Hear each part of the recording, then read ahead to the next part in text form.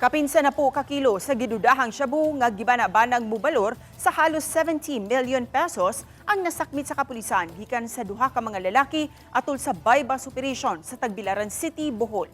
Ang mga dinakpan mao ang 39 anyos nga si alias Babals taga Valencia, Bohol ug ang 47 anyos nga si alias Lenong nga kasamtangang nagpuyo sa poblasyon Muntinlupa City.